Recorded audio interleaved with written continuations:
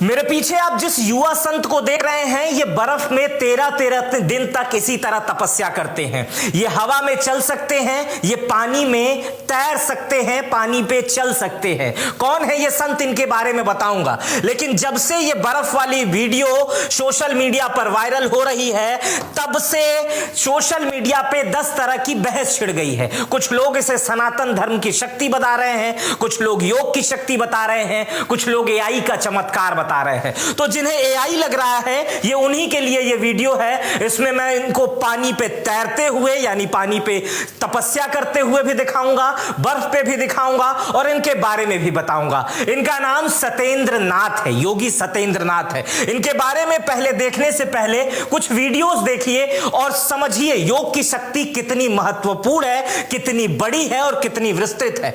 इस बर्फ पे माइनस टेंपरेचर होता है और यहां पे चलना छोड़ दीजिए। आप अगर यहां पर साधारण रूप से खुली आंखों के साथ जाएंगे तो आंख की पुतलियों में पानी होता है, वो जम जाता है और आंख नहीं बंद होती है।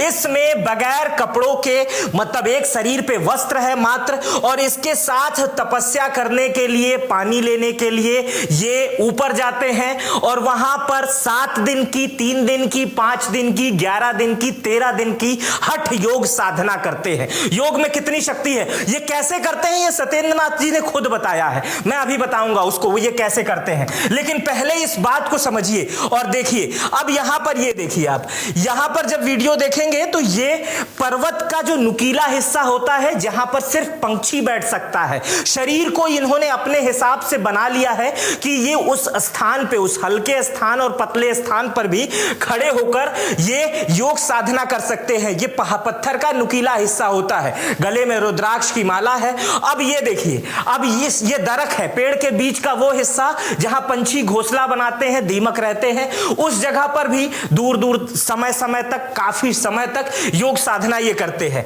अब इस वीडियो को देखिए। इस वीडियो में आप देखेंगे कि किस तरह से बादलों के बीच में, हिमालय का वो हिस्सा जहां ऑक्सीजन की कमी होती है, जहां पर बादल टकरा रहे हैं सर से, वहां पर बैठकर हफ्तों तक तपस्या करना, हठ योग करना, साधना करना, इसी को कहते हैं योग शक्ति। ये कैसे करते हैं यही मैं बताऊंगा, लेकिन आप इस वीडियो को देखिए। अगली वीडियो में आपको मैं शुरुआत में बताया था, पानी पर बैठना, तैरते हुए आप लोगों को देखे होंगे, बैठकर किस तरह से तपस्या की जाती है, पानी पर हठ योग कैसे किया जाता है, उसका जीता जागता उदाहरण आपके सामने आपको दिख रहा है। पानी गहरा है और पानी की ये बीच वाली जगह है। अब इस वीडियो में देखिए। इस वीडियो में आप देखेंगे कि ये वो जगह है जहां पर पंछी बैठते हैं। पंछी अपने शरीर को इस तरह आप बना लीजिए कि आप कहीं भी बैठ सके। यहां पर पंछी बैठते हैं, जटायु गिद्ध जो बहुत ऊंचे ऊंचे पहाड़ियों पर रहते हैं, जहां पर इंसान का जाना मुश्किल होता है, वहां पर बैठते हैं। और उस नुकीले पर्वतों पर बैठकर, आसन लगाकर हठ योग करना कितना मुश्किल होता है, आपको इस वीडियो में दूर से दिख रहा होगा।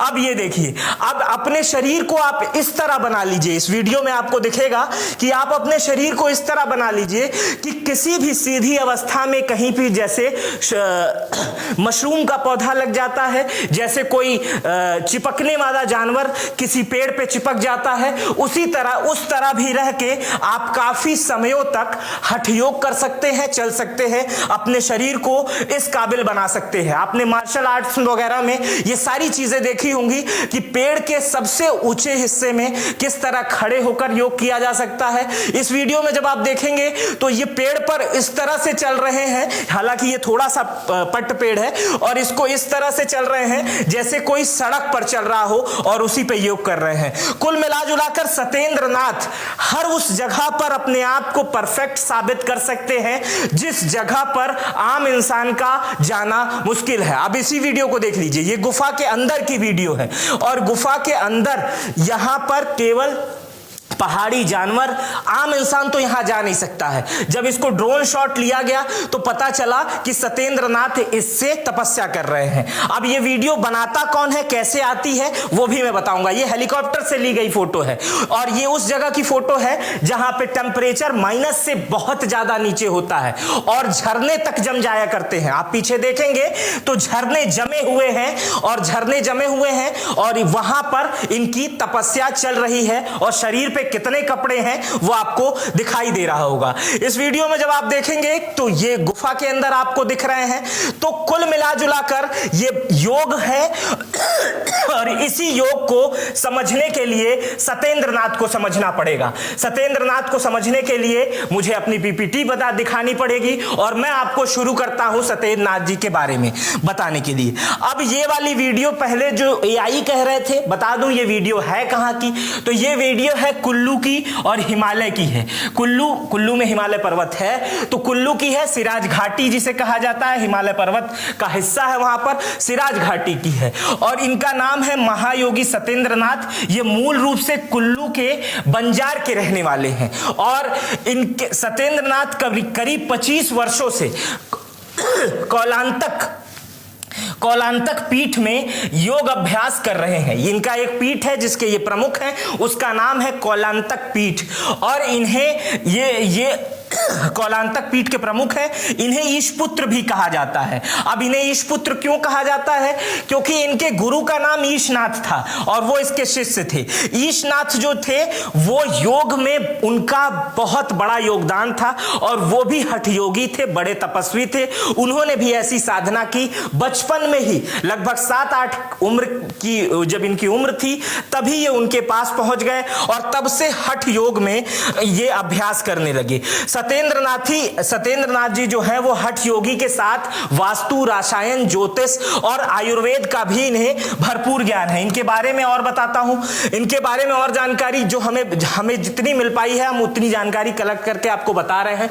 ये 3 महीने तक वर्ष में 3 महीने तक बर्फीली पहाड़ियों में तपस्या करते हैं जहां पर माइनस टेंपरेचर होता है, वर्ष में 3 महीने तक। इनके शिष्य हैं, इनका नाम राहुल है और राहुल का उद्देश्य यह है कि भारतीय योग परंपरा को दुनिया तक पहुंचाया जाए। इसलिए सत्येंद्रनाथ जहां जहां योगाभ्यास करते हैं, योग करते हैं, वहां राहुल जाते हैं और उनकी योग की वीडियो, साधना की वीडियो लोगों तक पहुंचाते हैं ताकि सनातन का विस्तार हो सके, भारतीय योग परंपरा का विस्तार हो सके। सत्येंद्रनाथ हिमाचल प्रदेश के कुल्लू के छोटे गांव लालजी से आते हैं और इन्हें 12 साल की उम्र में गुरु की पदवी मिल गई थी। अब सोचिए 12 साल, ये जो इससे पहले गांव बताया वहां रहते हैं, जो ये अभी बताया ये लालजी यहां से आते हैं, मतलब ये पहला इनका गांव था और इनको जो 12 साल की उम्र में इन्हें गुरु की पदवी मिल गई। 12 साल की उम्र कितनी होती है? जिस उम्र में बच्चे टिकिया खरीद के लाते हैं, बर्गर पिज्जा की जिद करते हैं और बहुत ज्यादा अगर योग्य हो जाते हैं तो अपने घर के लिए सब्जी लाते हैं। उस उम्र में सत्येंद्रनाथ जी को गुरु की पदवी मिल गई थी। सत्येंद्रनाथ कहते हैं, ये मुझे बताते हैं कि हमारे शरीर के अंदर अलौकिक परम रहस्यमय शक्ति है जिसका नाम है कुंडलिनी शक्ति, जो मूलाधार में निवास करती है। मतलब कुंडलिनी शक्ति जो है वो मूलाधार में निवास करती है। सहस्त्रहर कमल तक फैली हुई है। सहस्त्रहर कमल मतलब यहां तक फैली हुई है और इसमें मूलाधार को ह कहते हैं और सहस्त्रहर कमल को ठ कहते हैं। मतलब मूलाधार यानी यहां और सहस्त्रहर कमल ये इसको जो है मूलाधार को ह कहते हैं और इसको ठ कहते हैं और दोनों को मिलाकर बनता है जो हठ, और उसी को मिलाकर जो कहते हैं उसी को हठ कहते हैं। इसलिए हठ योगी का मतलब इन्होंने बताया जिद्दी नहीं होता है,